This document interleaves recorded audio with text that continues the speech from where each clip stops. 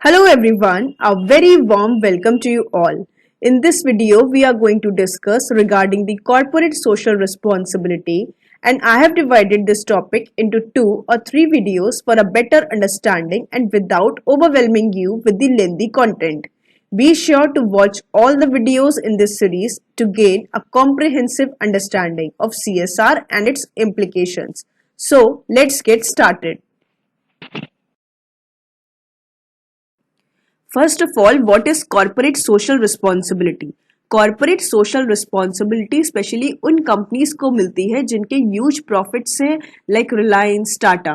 Company के ये profits किस तरह से होते हैं? क्योंकि कंपनी सोसाइटी के रिसोर्सेज को यूटिलाइज करती है, कंपनी सोसाइटी को पोल्यूशन दे रही है, ग्लोबल वार्मिंग देती है, क्योंकि इनकी फैक्ट्रीज रन होती हैं। तो इसीलिए ऐसी कंपनीज की भी रिस्पॉन्सिबिलिटी होती है कि वो सोसाइटी के लिए कुछ करें। 1956 में इसके रिगार्डिंग कोई भी प्रोविजन नहीं था। कंपनीज एक्ट 1956 में कॉर्पोरेट सोशल रिस्पॉन्सिबिलिटी के रिगार्डिंग कोई भी प्रोविजंस नहीं थे। कंपनीज अगर वॉलंटरी करना चाहती थी तो वो करती थी, बट 2013 में इसके लिए कॉन्सेप्ट आया कि जिस सोसाइटी से आप इतना अर्न कर रहे हो उन सोसाइटीज के लिए भी आपकी कुछ रिस्पॉन्सिबिलिटीज बनती हैं। तो mainly corporate social responsibilities aim to contribute to the well-being of the society in which an entity operates. Section 135 of Companies Act 2013 is about the corporate social responsibility. तो सबसे पहले सबसेक्शन 135 सबसेक्शन 1 says that कि कौन सी companies को corporate social responsibility करनी है या फिर किन कंपनीज के ऊपर ये सेक्शन एप्लीकेबल होता है। तो सबसे पहले ये सेक्शन सभी कंपनीज के ऊपर एप्लीकेबल होता है, चाहे वो प्राइवेट हो, पब्लिक हो, लिस्टेड हो, अनलिस्टेड हो, कोई भी कंपनी हो, उनके ऊपर कॉर्पोरेट सोशल रिस्पॉन्सिबिलिटी का सेक्शन एप्लीकेबल होता है अगर उनकी नेटवर्थ इज 500 करोड़ और मोर, या फिर उन कंपनीज में से टर्नओवर है उनका 1000 करोड़ और मोर, या फिर उनका नेट प्रॉफिट इज ₹5 करोड़ और मोर। इन तीनों कंडीशंस में से नेटवर्थ, टर्नओवर और नेट प्रॉफिट, इन तीनों कंडीशंस में से कोई भी कंडीशन अगर उनकी हो जाती है फुलफिल, तो उनको कॉर्पोरेट सोशल रिस्पॉन्सिबिलिटी के लिए ये सेक्शन उनकी कंपनी पे एप्लीकेबल हो जाता है। तो सबसे पहले ऐसी कंपनीज को क्या करना है, उनको corporate social responsibility committee form करनी होगी। कॉर्पोरेट सोशल रिस्पॉन्सिबिलिटी कमिटी को फॉर्म करने के लिए उन कंपनीज को चाहिए कम से कम 3 डायरेक्टर्स होंगे उस कमिटी में, और एक डायरेक्टर अगर उस कंपनी में इंडिपेंडेंट डायरेक्टर है तो उन आउट ऑफ दोस 3 एक डायरेक्टर कम से कम इंडिपेंडेंट डायरेक्टर होना चाहिए।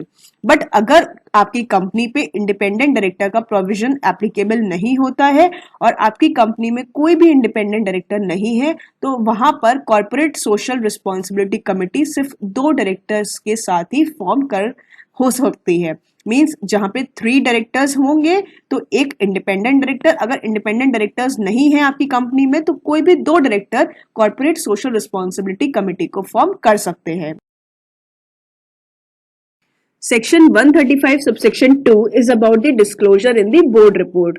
तो कंपनी की जो बोर्ड रिपोर्ट प्रिपेयर की जाती है एज पर सेक्शन 134 सबसेक्शन 3, उस बोर्ड रिपोर्ट में आपको डिस्क्लोज करना होगा कि सीएसआर कमेटी के कौन कौन डायरेक्टर्स हैं, उनका कॉम्पोजिशन पूरा डिस्क्लोज करना होता है।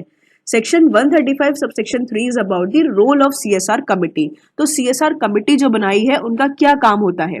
सबसे पहले तो जो कॉर्पोरेट सोशल रिस्पॉन्सिबिलिटी है, इसका मतलब ये है कि जो आपको सोसाइटी के लिए करना है वो कैसे करना है। कंपनी में शेड्यूल 7 में, कंपनीज एक्ट में आपके जो शेड्यूल 7 है उसमें कुछ एक्टिविटीज मेंशन की गई है, कुछ एरियाज स्पेसिफाई किए गए हैं जहां पर कंपनीज एक्सपेंड करके अपने सीएसआर रिस्पॉन्सिबिलिटीज कर सकती है। तो जो सीएसआर कमेटी बनाई जाती है वो फॉर्मुलेट करती है या वो रिकमेंड करती है बोर्ड को कि कंपनी को कौन कौन सी उन एक्टिविटीज में इन्वेस्ट करना चाहिए या उन पे एक्सपेंडिचर करना चाहिए। और ये जो एक्टिविटीज होती है, जो सीएसआर पॉलिसी बनाई जाती है, it should be in line with schedule 7। उसके साथ ही जो सीएसआर कमेटी है वो रिकमेंड करेगी कितना अमाउंट का एक्सपेंडिचर करना चाहिए उन एक्टिविटीज पे।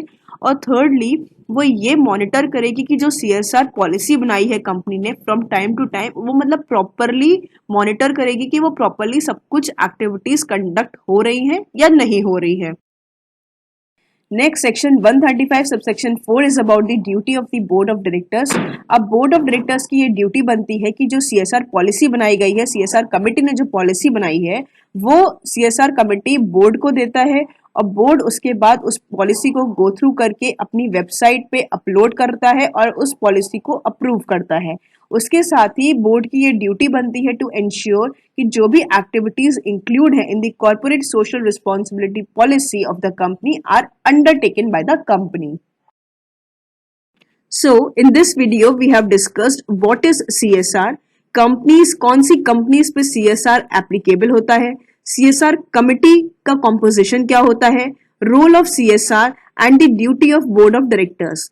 इन the next video we will be discussing कि कंपनीज को कितने अमाउंट का एक्सपेंडिचर करना होता है ऑन CSR एक्टिविटीज और कौन कौन सी वो एक्टिविटीज हैं जहां पर कंपनी एक्सपेंडिचर कर सकती है और अगर कंपनी एक्सपेंडिचर नहीं करती है तब उनको क्या करना होता है।